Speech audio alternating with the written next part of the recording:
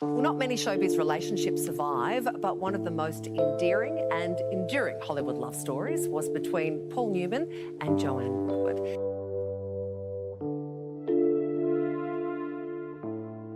For years, Joanne Woodward kept quiet while the world swooned over her marriage to Paul Newman. The Hollywood heartthrob every woman wanted and the man she somehow managed to keep. Their love story was painted as flawless, almost sacred. But at 95, Joanne isn't holding back anymore. She's finally spilling the truth about life with Newman, and what she reveals shatters the fairy tale everyone thought they knew. From Georgia roots to Hollywood heights. Before the world labeled her as Paul Newman's wife, Joanne Woodward was just a Southern girl chasing big city dreams. Born Joanne Gignilliot Trimier Woodward on February 27, 1930 in Thomasville, Georgia, she came into the world with a name that carried weight. Those middle names, rooted in old Huguenot heritage, hinted at a girl destined to stand out. But it wasn't heritage alone that set her path. Her mother's obsession with the silver screen lit the spark. Eleanor Woodward loved movies so much that she named her daughter after Hollywood royalty, Joan Crawford, planting ambition right into her child's name. Joanne grew up with one brother, Wade Jr., and a restless spirit that never stayed in one town too long. Her childhood carried her from Thomasville to Blakely to Thomaston before the Woodwards finally landed in Marietta, Georgia. There, Joanne attended Marietta High School, where she first found her stage, one she would never really leave behind. She never forgot her roots either. Even after fame found her, she stayed loyal to her hometown, showing support for Marietta High and the city's Strand Theater. But her love affair with Hollywood didn't start in a classroom. It began one electric night in Atlanta. 9-year-old Joanne found herself at the premiere of Gone with the Wind. Swept up in the chaos of flashing lights and star-studded arrivals, she darted into the parade of actors and without hesitation plopped herself onto the lap of none other than Laurence Olivier. At the time, he was the partner of Vivien Leigh, the movie's legendary leading lady. Most kids would have been yanked away by security, but Joanne, she made herself unforgettable. Decades later, when she worked with Olivier in a 1977 TV production of Come Back Little Sheba, she reminded him of that moment. He looked at her and confirmed he remembered the bold little girl who stole a seat on his lap. Joanne's teenage years took a sharp turn when her parents divorced, forcing yet another move. This time to Greenville, South Carolina. At Greenville High, she graduated with more than just a diploma. She left with experience from the Little Theater, where she proved she wasn't just a dreamer, she was a performer. Her passion carried her to Louisiana State University, where she majored in drama and joined the Chi Omega sorority, sharpening her craft before setting her sights on the only stage big enough for her ambitions, New York City. Once there, Joanne didn't waste time. She planted herself right where talent was made, studying at the Actors Studio and training under Sanford Meisner at the neighborhood playhouse. She wasn't just learning lines, she was carving herself into an actress who would one day leave her own stamp on Hollywood. She wasn't Paul Newman's wife yet. She wasn't the Oscar winner or the picture-perfect half of America's favorite couple. She was just Joanne, the Southern girl who once stormed a movie premiere, chased down her dreams, and refused to be ordinary. But ordinary was never in the cards for her. The restless fire that had carried her from Greenville to LSU to the streets of New York was only just beginning to blaze. The girl who had once watched stars from the outside was now stepping into their world, determined to make space for herself, stealing the stage and the screen. By the early 50s, Joanne Woodward was no longer the little girl crashing movie premieres. She was clawing her way into the industry for real. In 1952, she landed her very first television appearance on Robert Montgomery Presents in an episode called Penny. It wasn't shiny, it wasn't headline-making, but it was a start. Soon she was hustling her way onto stages, auditioning non-stop until she scored a gig as an understudy for the William Inge Drama Picnic in 1953 and 1954. And here's where fate walked in. Backstage, she crossed paths with Paul Newman. At the time, he was still married to his first wife, Jacqueline Witt. But the connection between him and Joanne was undeniable. The man who would become her great love entered her orbit right there, behind the curtain of a Broadway play. Television became Joanne's testing ground. She was everywhere, popping up in shows like Tales of Tomorrow, Goodyear Playhouse, Danger, the Philco Goodyear Television Playhouse, the Ford Television Theater, and Omnibus. She wasn't a star yet, but she was laying down track, showing up again and again until Hollywood couldn't ignore her. Her big-screen debut came in 1955 with Count 3 and Pray, a post-Civil War Western where she played a tough orphan. The role put her on the map, and Fox signed her to a long-term contract. By 1956, she was headlining A Kiss Before Dying, starring opposite Robert Wagner as a wealthy heiress in a thriller that hinted at just how magnetic she could be on film. She even slipped back to Broadway with The Lovers, and while the show didn't last long, Joanne's hunger for stage and screen never dimmed. But then came 1957, and everything changed. Joanne Woodward stunned the world in The Three Faces of Eve. Playing a woman with three personalities, a housewife, a seductive rebel, and a balanced young woman, she delivered a performance so layered and complex that critics couldn't believe they were watching the same actress in one film. The Academy couldn't either. Joanne walked away with the Oscar for Best Actress wearing a dress she had stitched together herself. No designer gown, no Hollywood styling, just Joanne, raw talent, and a needle and thread. It was the kind of underdog moment that etched her into history. From there, she became Fox's leading lady. Films like No Down Payment and The Sound and the Fury with Yul Brynner cemented her status. Sidney Lumet cast her alongside Marlon Brando and Anna Magnani in The Fugitive Kind. The film didn't light up the box office, but Joanne's collaborations with Paul Newman were stealing the spotlight. Together, they starred in From the Terrace, which she later admitted she loved mostly because she thought she looked like Lana Turner, and then Paris Blues, proving their chemistry was as potent on-screen as it was off. In 1963, Joanne took a bold step into burlesque for The Stripper, working closely with Gypsy Rose Lee to perfect her moves. By the mid-60s, she was holding her own against giants like Sean Connery in A Fine Madness and captivating audiences in A Big Hand for the Little Lady. But it was Rachel, produced and directed by Newman, that gave her one of her most heartfelt performances, playing a lonely schoolteacher searching for love. The role earned her another Oscar nomination, solidifying her as more than just Mrs. Newman. By the late 70s, Joanne's career stretched across every medium. She starred with Burt Reynolds in The End, appeared in the Emmy-winning See How She Runs, and reunited with Laurence Olivier in Comeback Little Sheba, reminding him once more of that night she had jumped into his lap as a child. In 1979, she directed an episode of Family, proving she wasn't just an actress. She had the chops to run the show, too. The 80s kept her busy. She appeared in The Shadow Box, Crisis at Central High, returned to Broadway in Candida, 1981 and 1982, and starred alongside Newman again in Harry and Son. On TV, she shone in Do You Remember Love, 1985, which earned her another Emmy. And when she wasn't acting, she was writing and directing, adapting Shirley Jackson's Come Along With Me in 1982, and taking on Tennessee Williams in The Glass Menagerie.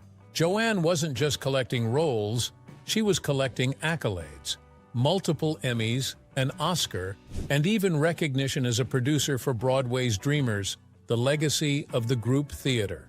She managed to prove decade after decade that she wasn't defined by her husband, her marriage, or even the Hollywood machine. She carved out her own name. From television to stage to film, Joanne Woodward built a career on daring choices, raw performances, and an authenticity that made her stand out in a sea of Hollywood polish. She wasn't chasing glamour, she was chasing the work, and in doing so, she made herself unforgettable. But Joanne's story was never just about the work. It was also about the man who stood beside her for 50 years, through the triumphs and the heartbreaks. Because as much as she built her own legacy, she also helped build one of the greatest love stories Hollywood has ever known. A partnership-turned-love story. Paul Newman and Joanne Woodward's love story wasn't just another Hollywood fling. It became the gold standard for what a lasting marriage in show business could look like. They were married for half a century, from 1958 until Newman's death in 2008. And through those decades, they built a life that mixed passion, family, heartbreak, and legacy. The connection started quietly. They first connected during the Broadway play Picnic, where Newman was still married to Jackie Whitty. Joanne wasn't instantly smitten. Years later, she described how she hadn't been bowled over by his looks at first, though she eventually compared him to an ice cream soda on a sweltering day, something so perfect it was impossible to resist. It wasn't until they reunited on the set of The Long, Hot Summer in 1957 that friendship turned into something undeniable. Soon after Newman's first marriage ended and he and Joanne stepped into a new life together. They tied the knot in Las Vegas on January 29, 1958, and Joanne instantly became stepmother to Newman's 3 children, Scott, Susan, and Stephanie, from his first marriage. Together, she and Newman added 3 more daughters to the family: Eleanor, Nell, Melissa, and Claire Clee. Their family life unfolded in Westport, Connecticut, far away from the chaos of Hollywood. Nell, their firstborn, arrived in April 1959, the same year Newman landed a lead role in The Young Philadelphians. Nell would later dabble in acting, using the name Nell Potts, before eventually founding Newman's own Organics in 1993. In 1961, the couple welcomed Melissa, who was born the very same day their film Paris Blues premiered in the U.S., a fitting twist for a family who lived and breathed film. Melissa, too, briefly followed her parents into acting. Then came Claire Clee in 1965, the youngest who grew up passionate about horses and later became a nationally ranked equestrian before dedicating herself to her father's charitable work. As their family grew, so did their professional bond. In 1963, they left their mark, literally, at Grauman's Chinese Theater, pressing their hands and feet into the cement and signing his and hers beside their prints. Joanne had already made history as one of the original honorees on the Hollywood Walk of Fame in 1958, years before Newman got his star in 1994. Their marriage wasn't just built on fame or beauty, it had humor at its core. Joanne once explained that while Newman was undeniably attractive, what mattered most was his ability to make her laugh, and that was what sustained them. Newman himself put it in blunt terms when asked about fidelity, remarking that he had steak at home, so there was no reason to go out for a hamburger. Their careers often intertwined. Rachel in 1968 was one of their greatest collaborations. Joanne starred while Newman directed. That year, both husband and wife earned Academy Award nominations, one of the rare times a couple had been recognized together in that way. Their daughter, Nell, even appeared in the movie, playing a younger version of her mother's character.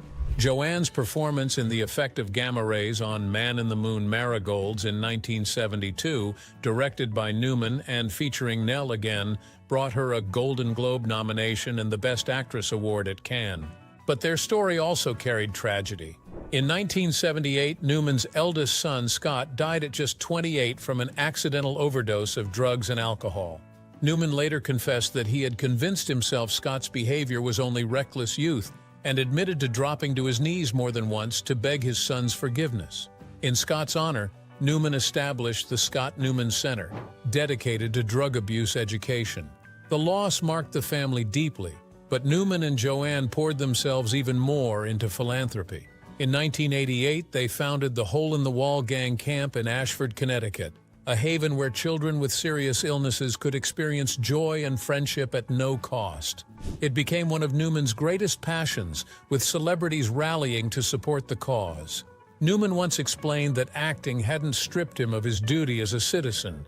He still had a responsibility to give back. Even as their film work slowed, their presence together never faded. Their final on-screen collaboration came in 2005 with the HBO miniseries Empire Falls. Both were nominated for Emmy, Golden Globe, and SAG awards, and Newman swept the categories. It was a fitting final act for a couple who had spent decades elevating each other's work. Behind closed doors, their love remained steady. In 2008, they quietly celebrated their 50th wedding anniversary, a milestone few Hollywood couples ever reach. Joanne once reflected that beauty fades and doesn't last forever, but having a partner who could make her laugh every single day was the greatest gift. That same year, Paul Newman lost his battle with lung cancer. He died on September 26, 2008, at his farmhouse in Westport, surrounded by family and friends. He was 83. For 50 years, Newman and Woodward defied the Hollywood odds. Their marriage was built on humor, loyalty, and an unshakable partnership. They were lovers, collaborators, and philanthropists. Above all, They were proof that even in a world built on illusion, a real love story could endure. The many tragedies of Joanne Woodward's life. Joanne Woodward turned 95 in February. One of the last great stars from Hollywood's golden age, she spent her birthday far from the cameras, quietly tucked away in Connecticut. Once the industry's darling, an Oscar winner, Paul Newman's wife, the woman who seemed to have it all, Joanne has been out of the spotlight for over a decade. Her last film role was in Philadelphia in 1993. Her last TV appearance was in 2005, when she acted alongside Paul in Empire Falls. And her last public appearance, 2013. Since then, silence. After Paul's death in 2008, Joanne stepped back completely. The couple's lavish Manhattan penthouse, the one that hosted endless parties with celebrity friends, went up for sale in December 2024 for nearly $10 million. The glamour is gone. Today, Joanne lives in the family's old 19th century home in Westport, Connecticut, the house she and Paul bought to raise their daughters away from the chaos of California. It's where they built a real life. It's also where Paul died, and where Joanne now spends her final chapter. But behind this quiet retreat lies the weight of a devastating truth. In 2007, just days before Paul learned he had terminal cancer, Joanne was diagnosed with Alzheimer's at 77. She retreated from public life almost overnight. Her daughters became her anchors, Westport became her refuge, and the Hollywood star everyone thought had everything slowly faded from view. When Ethan Hawke worked on The Last Movie Stars, a 6-part docuseries about Joanne and Paul, he revealed why the family wanted it made urgently.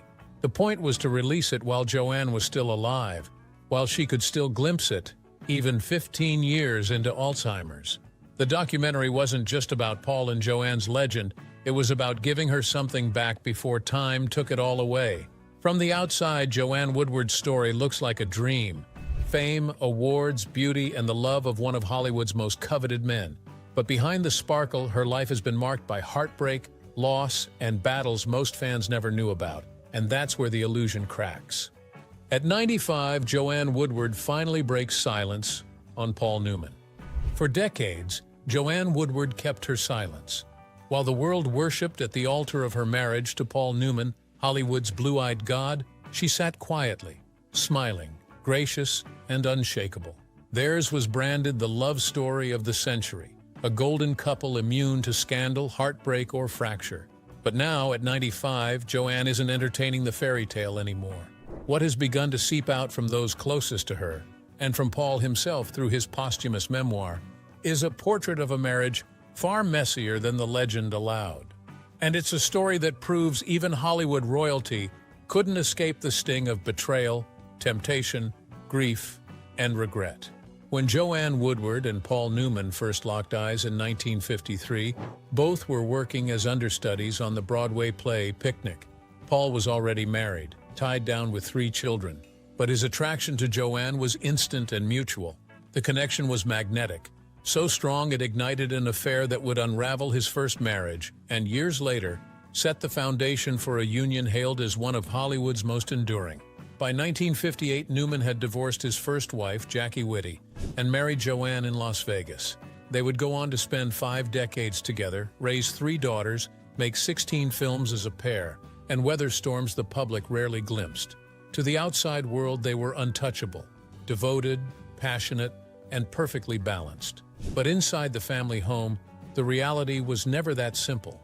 Their daughter Melissa once described the marriage as complicated, pointing out that people clung to a fairy tale version of her parents that simply wasn't real.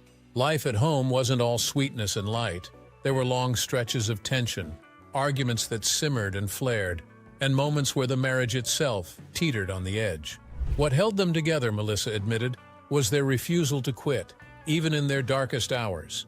The complications ran deeper than career pressures or clashing personalities. Paul Newman, for all his charm and charisma, carried heavy shadows. He was haunted by the death of his only son, Scott, who died at just 28 from an overdose of drugs and alcohol in 1978. That loss never left him, and guilt became a quiet, corrosive presence in his life. Then there was the drinking. Those closest to the couple recalled Paul's fondness for beer and whiskey, which often spiraled into full-blown binges.